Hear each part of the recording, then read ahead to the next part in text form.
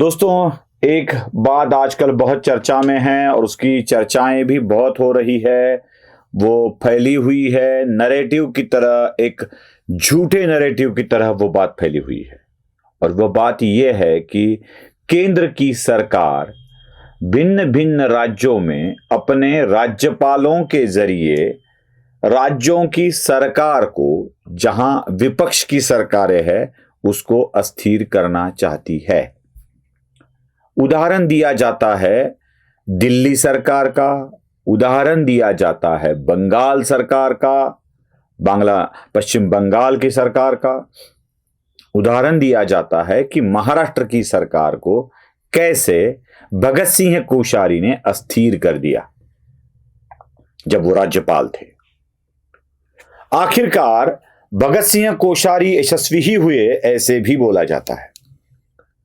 और केंद्र अपने राज्यपालों के जरिए राज्य सरकारों में हस्तक्षेप कर कर उनको गिराने की साजिश रचती है, यह बात फैलाई जा रही है। आम आदमी पार्टी के लोग दिल्ली में भी यही बात कहते हैं, पश्चिम बंगाल के लोग कोलकाता में वही बात कहते हैं, तृणमूल कांग्रेस वाले, और शिवसेना यूबीटी, राशप मतलब एनसीपी शरद पवार गुट और कांग्रेस भी यही बात बार बार फैलाते हैं।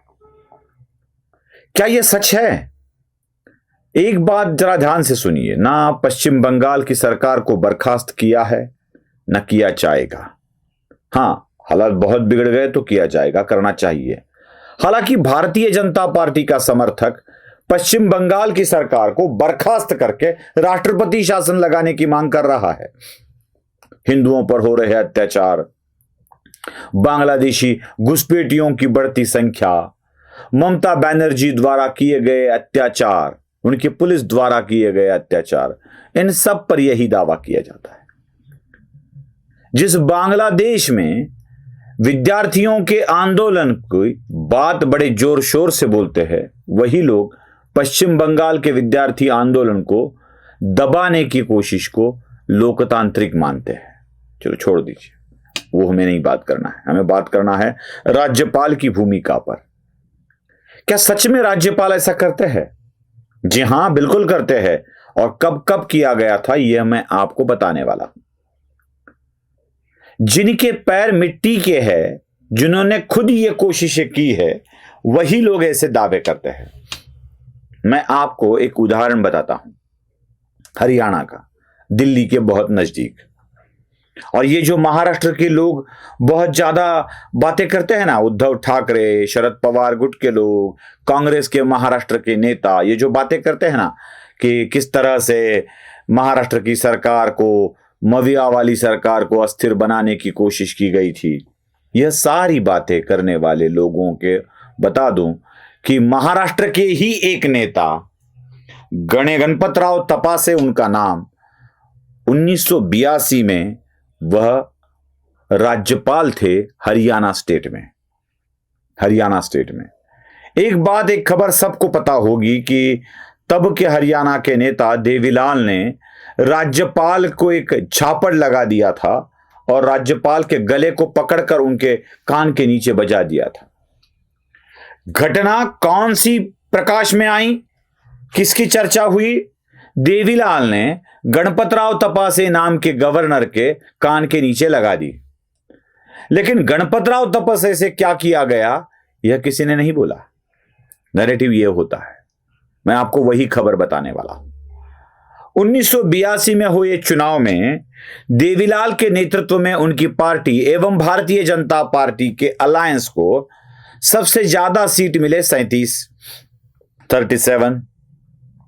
और कांग्रेस को सीटें मिली थी 36, बस एक सीट का अंतर था। हरियाणा में 90 सीट थे, यानी बहुमत वाला आंकड़ा 46 तक था। अब किसी भी पार्टी को स्पष्ट बहुमत नहीं मिला था। 16 निर्दलीय विधायक चुनकर आए थे।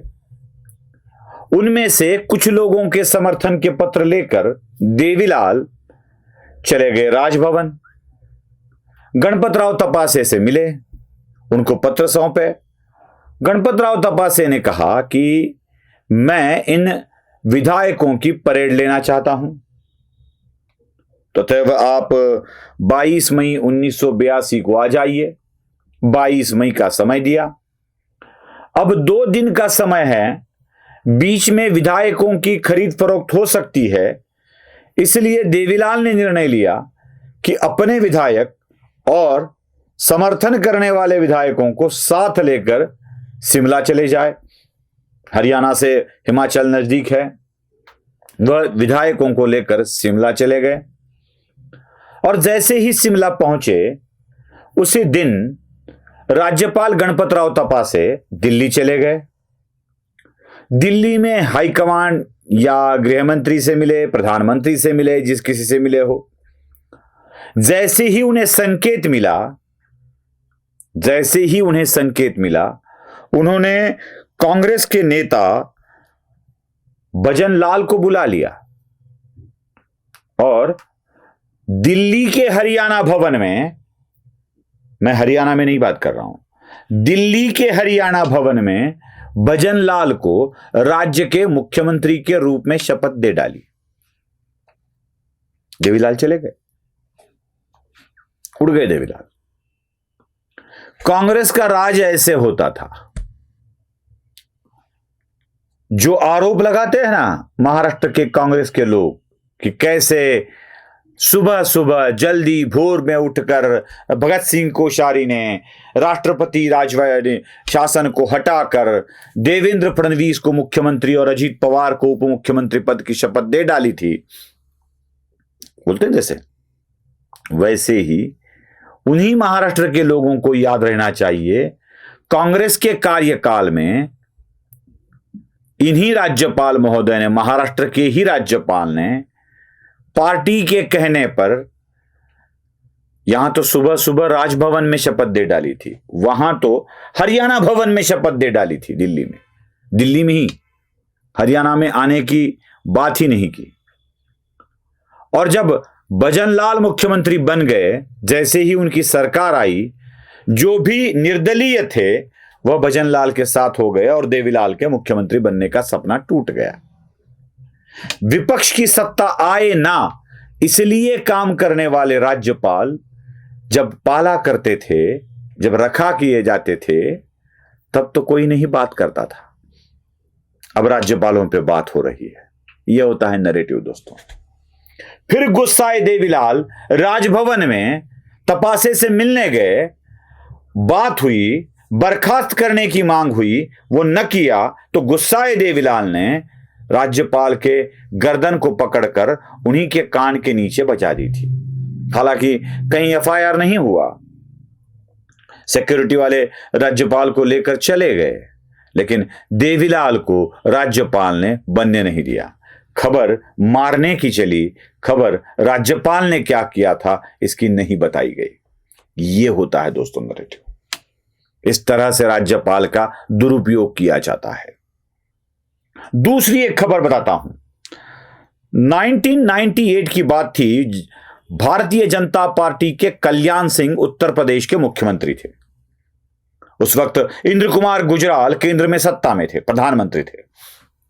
ऐसे ही सरकारें आती जाती रहती थी। देवेगौड़ा को हटाकर इंद्र कुमार गुजराल बने थे और इंद्र कुमार गुजराल को कांग्रेस का समर्थन था। याद रखिए, एक नैरेटिव और भी है। देवेगौड़ा की सरकार को हटाकर गुजराल प्रधानमंत्री बने, जिन्हें समर्थन कांग्रेस का मिला, कुछ महीने टिक पाए। वीपी सिंह को हटाकर चंद्रशेखर बने, 4 महीने प्रधानमंत्री बन पाए। जरा पीछे जाइए, चौधरी चरण सिंह कैसे प्रधानमंत्री बने। मोरारजी को हटाकर बनने के बाद उन्हें समर्थन कांग्रेस का मिला, कुछ महीने रहे।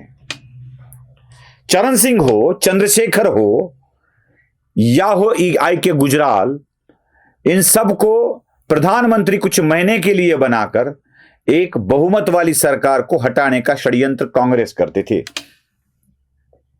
वीपी सिंह को, मोरारजी देसाई को हटा दिया, पहले वीपी सिंह को हटा दिया, देवेगौड़ा को हटा दिया। ऐसे ही हटाने वाले और फिर अपने एक पपेट को बिठाने वाले और उनसे सत्ता चलाने वाले कांग्रेस थे। रोमेश भंडारी उस वक्त उत्तर प्रदेश के राज्यपाल थे, आई के गुजराल प्रधानमंत्री थे, कांग्रेस के समर्थन में वो बने थे। इसी रोमेश भंडारी ने एक दिन अचानक उनको लगा कि सत्ता परिवर्तन करना चाहिए। कल्याण सिंह के मंत्रिमंडल के ही एक मंत्री जगदंबिका पाल, इनको बागी बना दिया गया और जगदंबिका पाल को मुख्यमंत्री पद की शपथ रोमेश भंडारी ने दे डाली। अब रोमेश भंडारी के लिए बहुमत मिलना आसान हो, इसलिए केसरीनाथ त्रिपाठी जो कि विधानसभा के अध्यक्ष थे, उनके जरिए 12 विधायकों को अपात्र घोषित कर दिया गया। अगर बीजेपी के 12 विधायक अपात्र हो जाते हैं तो स्वाभाविकतः कल्याण सिंह के समर्थन वाले विधायक कम हो जाते हैं और कांग्रेस समर्थन दे देगी, बाकी दल समर्थन दे देंगे और जगदंबिका पाल मुख्यमंत्री बनेंगे। लेकिन अटल बिहारी वाजपेयी को अनशन पर बैठना पड़ा, सुप्रीम कोर्ट तक गुहार लगानी पड़ी और सुप्रीम कोर्ट के आदेश के बाद जब मत विभाजन हुआ तो 225 मत पड़े कल्याण सिंह को और 196 मत पड़े जगदंबिका पाल को और कल्याण सिंह फिर से मुख्यमंत्री बन गए। जगदंबिका पाल का 24 घंटे का मुख्यमंत्री पद भी संवैधानिक नहीं साबित हुआ। राज्यपाल और व्यवस्था का दुरुपयोग इस तरह से किया जाता है। आंध्र प्रदेश वाली बात तो सबको पता है ही है, किस तरह से एक जमाने में, एक काल में 24 घंटे के लिए आंध्र प्रदेश में 2 मुख्यमंत्री थे। एनटी रामाराव को हटाकर किसी और को बिठा दिया गया था, राज्यपाल के द्वारा ही यह किया गया था। न जाने ऐसे कितने सरकार कांग्रेस ने बर्खास्त कर दिए हैं और ये नरेटिव चलाते हैं कि नरेंद्र मोदी राज्यपालों द्वारा राज्य सरकार को गिराने की साजिश करते हैं। जरा हिसाब तो बता दीजिए, नरेंद्र मोदी ने अपने कार्यकाल में कितनी राज्य सरकारों को बर्खास्त किया है, जरा बता दो। 14 से लेकर 24 तक मोदी के 10 साल में 11वां चल रहा है, इन 11 सालों में कितने राज्य सरकारों को नरेंद्र मोदी ने बर्खास्त किया है? एक भी तो नहीं। और यह मिथ्या आरोप लगाया जाता है कि मोदी सरकारों को खत्म कर देते हैं, राज्य की सरकारों को खत्म कर देते हैं। ये 2-3 उदाहरण इसलिए आपके सामने रखे कि दिल्ली, बंगाल और महाराष्ट्र में राज्यपालों पर आरोप लगाकर बदनाम करने की साजिश कैसे होती है, इससे पहले आपको राज्यपाल ने क्या किया था ये पता चले। नमस्ते।